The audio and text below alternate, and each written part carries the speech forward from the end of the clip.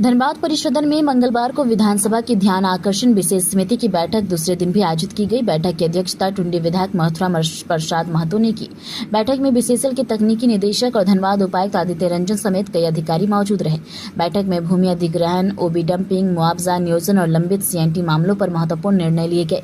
बैठक के बाद निरसा विधायक अरूप चटर्जी और सिंदरी विधायक चंद्रदेव महतो ने बताया कि उपायुक्त कार्यालय में बीसीसीएल से जुड़े जितने भी सीएनटी मामले लंबित हैं उन्हें 1 माह के भीतर निष्पादित करने का निर्देश दिया गया है।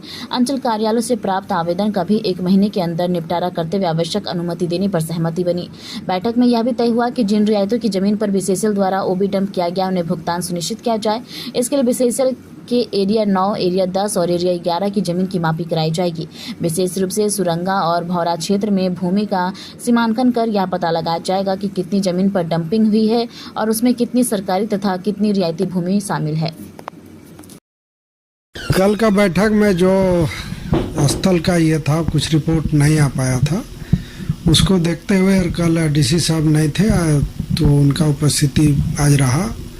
बैठक में यह तय हुआ कि सीएनटी परमिशन के लिए जो आवेदन आया है वो उसको 1 महीना में निष्पादित करने का, और अंचल से जो लिया गया है या जो बाकी है उसको भी 1 महीना में सारे आवेदन को लेकर के परमिशन दे करके जो ओबी डंपिंग हो गया है जिन रियायती जमीन पर उनका भुगतान। इसके अलावा पूरे एरिया 9, 10 और 11 का मापी का तय हुआ, जिसमें 10 और 11 सुरंगा और भौरा का 1 महीना में नापी करा के चिन्हित कर लिया जाएगा कितने जमीन पर डंपिंग हुआ है, कितना सरकारी जमीन पर है। तो इसका एक असेसमेंट करने के बाद उसका पेमेंट, और बीसीसीएल जो जिस पर ओबी डंपिंग हो चुका है उन रियायतों को बीसीसीएल डायरेक्ट पेमेंट करेगी, जमीन को डायरेक्ट परचेज करेगी।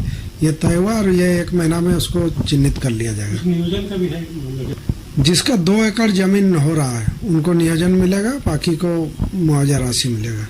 हाँ, तय हुआ कि दामोदर नदी में जो डंपिंग हुआ है उसको स्थल निरीक्षण कमेटी करेगी।